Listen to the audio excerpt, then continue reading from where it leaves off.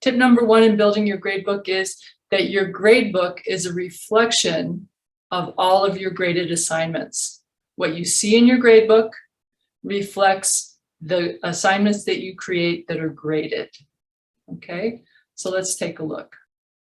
So here is the assignments index page. When you click on assignments here in the course menu on the left, you'll get, for many of these tools, in fact, you'll get what's called an index page. And it looks like a table of contents because it kind of is a table of contents. It's a list of all of your assignments. So we have A1, P1, P2, group project reading, and participation. Okay.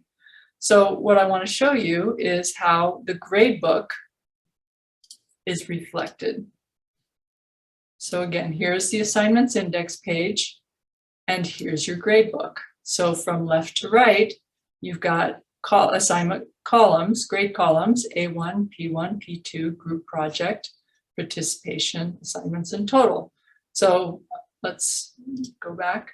Now you'll notice that you have some things in your gradebook that are unpublished. You've got some things on this list also that are unpublished. Participation, for example, is unpublished. Here's an assignment that doesn't have students turn anything in, but that is sometimes very important to you in your class. You want to be able to give students a grade for their participation. So you create an assignment for that.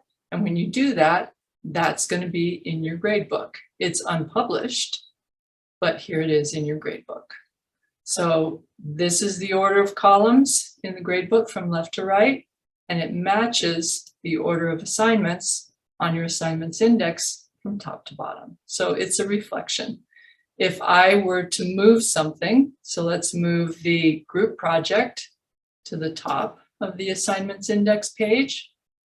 Okay, we'll go back to the gradebook and I'll refresh it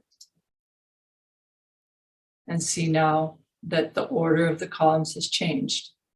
This doesn't work the other way around. So in other words, if I pick this up, because I can pick things up and move them here, and move it back to the bottom, and I go over to the assignments index page and refresh, doesn't change here. So this page is the driver.